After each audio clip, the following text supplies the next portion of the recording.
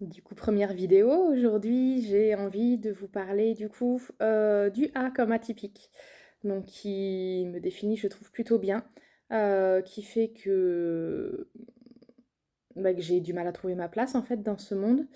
Je crois que j'ai même plus ou moins arrêté de la chercher, mais je me sens, du coup, atypique dans le sens vraiment très différente, des gens qui ont l'air de composer cette planète. Pas forcément des gens qui m'entourent parce que bah, maintenant, à l'âge que j'ai, bah, en fait, j'arrive à m'entourer de gens qui commencent à me ressembler, ou en tout cas dans lesquels je retrouve un peu ce côté atypique. Mais ouais, ce sentiment du coup d'être différent des autres et du coup, bah, d'être un peu seul aussi dans son monde, dans sa catégorie, dans ce qu'on est. Du coup, j'ai passé pas mal de temps à essayer de me rassurer en me disant que en fait, tout le monde se croyait peut-être atypique, que c'était peut-être le lot quotidien de tout le monde, que personne n'en parlait particulièrement et et voilà, c'était peut-être quelque chose avec lequel il fallait dealer dans la vie et c'était OK. Et plus j'avance et plus je me rends compte que non, c'est pas le lot de tout le monde en fait, c'est le lot de certains, d'une petite partie de la population, mais qu'en fait, voilà, c'est pas le lot de la majorité, et que du coup, ben, pourquoi est-ce que, moi je me trouve atypique et que, beaucoup d'autres en fait, se sentent tout à fait, normaux, intégrés, arrivent à avoir des groupes d'amis, arrivent à se sentir intégrés dans un milieu professionnel, arrivent à se sentir légitimes aussi. Alors là, ce sera peut-être le sujet d'une autre vidéo, mais du coup, la légitimité et le syndrome de l'imposteur, en fait, c'est 2 choses qui me caractérisent aussi énormément. Pourquoi moi plutôt qu'un autre? C'est aussi ce qui m'a fait reculer avant de commencer cette série de vidéos. C'est pourquoi est-ce qu'on m'écouterait moi plutôt qu'un autre, en fait? Qu'est-ce que moi j'ai de plus à dire que les autres? Une petite peur, du coup d'être inférieure, en fait, aux autres, un petit sentiment d'infériorité, je ne sais pas. Mais du coup, voilà, je pense que, ça commence bien cette série de 26 vidéos, le A comme atypique, j'ai hésité un quart de seconde à faire A comme amour, mais en fait, non, pas du tout. Ce qui me caractérise le mieux, c'est d'être atypique. C'est de ne pas me forcément retrouver, dans les gens, de me retrouver plutôt dans les gens qui sont hors normes, qui sont différents, en fait, et qui n'arrivent pas forcément à s'intégrer non plus. Donc voilà, donc dans la typique, on va notamment retrouver aussi tout ce qui est haut potentiel, donc ça va être le sujet, je pense, d'une vidéo aussi. Donc ça m'a beaucoup libérée quand j'ai découvert ce que c'était, quand j'ai pu creuser, quand j'ai pu, bannir de mon vocabulaire, bannir de la catégorie, insulte le fait d'être surdouée, en fait. Toutes ces choses-là, du coup et me dire: «Ben, non, en fait, je suis pas intelligente, pourquoi est-ce que je rentrerais dans cette catégorie-là?» Et en fait, voilà, en fait, c'était pas mal d'idées reçues qu'on m'avait mis dans la tête, mais voilà, donc ça fait du bien de se sentir intégré dans des sous-catégories de gens atypiques, de se rendre compte que finalement, bah, il y a quand même pas mal de gens qui sont atypiques, mais qui peuvent plus ou moins se regrouper dans des sous-familles d'atypiques. C'est vraiment ce besoin d'avoir envie de rentrer dans une case et en même temps d'avoir envie de foutre le feu à toutes les cases, possibles et inimaginables. Donc ça, c'est quelque chose aussi d'étrange en moi, je trouve, le fait d'avoir envie de rentrer dans une case, et en même temps bah, voilà, en même temps de pas supporter les cases.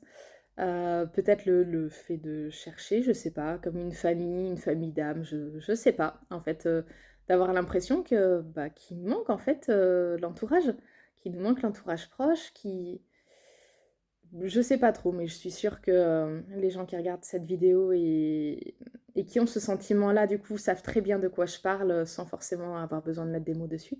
Mais du coup, vous n'êtes pas seul, vous n'êtes pas seul et moi d'aussi loin que je me souvienne, en fait, je crois que j'ai toujours eu ce sentiment-là. Hem, ouais, ouais, je pense que je me suis jamais vraiment sentie intégrée. À chaque fois que j'ai essayé de m'intégrer, ça a duré quelques semaines, quelques mois, jamais plus, j'ai essayé de m'intégrer, dans, une famille sport de combat, dans une famille, baseball, la plus longue intégration, je pense que c'est quand je me suis mis à la danse, salsa, bachata, kizomba. J'ai cru avoir trouvé ma vraie famille. J'ai cru avoir trouvé, des gens avec qui je me sentais bien, avec qui j'avais envie de passer du temps, avec qui je partageais une passion. Et je me suis vite rendu compte en tombant enceinte et du coup en devant ralentir, voire arrêter la danse, je suis tombée enceinte pendant le covid. Donc du coup, c'est parce que je suis tombée enceinte et c'est parce qu'il y a eu le covid que du coup, ça a mis un gros frein aux élans des danseurs, quoi. Et je me suis rendu compte après, ben, qu'en fait, ce que je croyais être une famille, ben, en fait, c'est pas une famille. Parce à partir du moment où tu danses moins, où à 18h, tu es forcément à la maison parce que tu as ta petite et que, il faut commencer à préparer le coucher, etc. Que quand tu sors, elle est souvent dans la poussette ou autre, et donc tu gardes un œil dessus, tu plus aussi libre,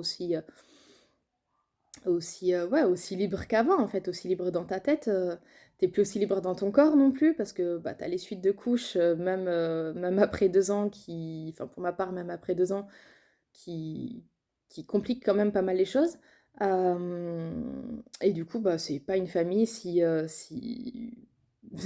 en t'éloignant un petit peu, en fait, tu plus, quoi. Mais en même temps, ça veut dire que dans mon cœur, j'ai toujours cette envie de danser, mais dans mon quotidien et dans mon physique, c'est pas le cas, en fait, c'est en pause, quoi. Et bon, du coup, c'était pas une famille non plus. Enfin, bon, ça dépend ce qu'on entend par famille parce que, voilà, si à un moment dans une vidéo, ça viendra sûrement, où je vous parle de ma famille à moi, heu, ça ressemble aussi un peu à ça, en fait. Le sentiment que dès qu'on rentre pas dans le moule, dès qu'on fait pas exactement ce qu'on nous dit, on est moins aimé, en fait, le sentiment du coup de devoir faire, oui, de devoir faire exactement ce qu'on dit, de devoir répondre, en fait, aux attentes qu'on a pour être aimé, et le sentiment d'être mal aimé, voire désaimé. Bon, je sais pas si c'est des mots qui se disent, peu importe, vous avez compris le principe. D'être désaimé du coup, si on fait une petite bêtise, si on ose ne pas être d'accord, ne pas valider à 3000 du coup le propos que les parents ont dit, ou voilà, toutes ces choses-là, en fait, où, finalement, même la famille de sang, ça marche qu'à moitié, quoi. Mais bon, ça, c'est encore un autre sujet. Et dans le côté atypique, le fait de ne pas être reconnu non plus par les parents, en fait, tel que l'on est, ça, c'est un gros sujet pour moi aussi. Du coup, ce sentiment que même les gens qui sont censés, nous connaître le mieux, ne nous connaissent pas, en fait. Enfin, moi, pour ma part, c'est vraiment, ouais, ce sentiment que ma famille ne me connaît pas. Ils se sont fait une image de ce qu'ils croyaient que j'étais, mais ils ne me connaissent pas, même encore maintenant à 35 ans. Du coup, j'ai beau leur expliquer, j'ai la sensation qu'ils restent bloqués sur ce qu'ils croient de moi.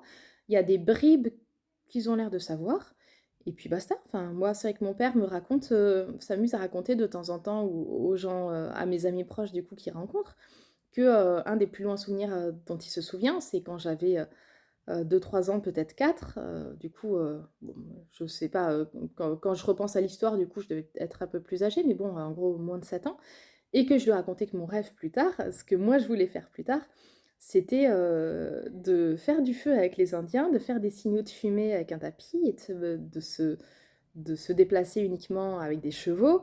Et c'est vrai que moi je me voyais vivre, j'étais persuadée que plus tard, ma vie, ça serait, dans des tipis, avec les Indiens, et du coup, ouais, de communiquer avec des signaux de fumée, de se déplacer avec des chevaux, de manger, naturel, en fait, et d'être en troupe, en famille, en clan, enfin quelque chose qui, moi, quand j'y pensais, du coup, me paraissait, ressembler à de l'amour inconditionnel, en fait, et j'étais persuadée que, bah, plus grande, je vivrais ça. Bon, peut-être un jour, hein, pour l'instant c'est pas le cas. Même si, du coup, j'ai songé à créer, enfin, j'avais le projet de créer un écolieu qui entre-temps est tombé à l'eau. Mais, même avec tous les efforts du monde, j'ai du mal à imaginer, en fait, que dans les 10-20 prochaines années, on puisse arriver à ça, à part en s'excluant complètement. Mais je pense, enfin, j'ai mes rêves de petite fille qui s'accrochent à ça en se disant: «Si, si, il y a encore un endroit dans ce monde, en fait, où des gens vivent comme ça», et en même temps, ça me paraît pas être le rôle de mon incarnation, dans cette vie-là, en tout cas, quoi. Je sens que c'est pas ce que je suis venue faire ici, mais il y a quand même cette petite fille qui continue à rêver à l'intérieur de moi, et j'ai grandi, du coup, avec cette vision-là, et un complet décalage, en fait, bah, avec les rêves des autres petites filles qui étaient autour de moi, et ouais, j'ai ça qui m'est resté longtemps en fait, longtemps dans un coin de la tête, longtemps dans un coin du cœur, qui a été complètement étouffé pendant quelque temps et qui revient comme ça par période. Heu, Bah, donc ça m'intéresserait, pour ceux qui regardent cette vidéo, du coup, de connaître, si vous avez eu des rêves d'enfant comme ça, complètement atypiques et qui paraissaient tellement éloignés de la vérité, tellement éloignés de ce qu'on attend que nous, de nous, qu'en fait, on nous en parle comme étant un petit rêve mignon d'un enfant. Mais moi, j'y croyais dur comme fer et j'y crois, enfin, j'y crois encore, même si j'ai mon esprit un peu cartésien qui se dit maintenant: «C'est pas possible». Je garde encore cette petite flamme de la petite fille qui se dit: «Mais tout ça là, c'est pas censé être comme ça, enfin, c'est pas ça que je suis censée faire, en fait». Voilà, bon, bah, c'est un début de présentation du coup, plus long, beaucoup plus long que ce que je pensais. Je pensais faire des petites vidéos de 2-3 minutes maximum. Après, c'est peut-être parce que c'est la première. Plus les vidéos vont avancer, plus j'aurai, épuisé de sujets, je pense, on verra, on verra. Je me mets pas J'ai pas particulièrement d'attente, on verra ce que ça donne. Donc, ben, merci d'avoir regardé cette première vidéo et à demain pour la prochaine.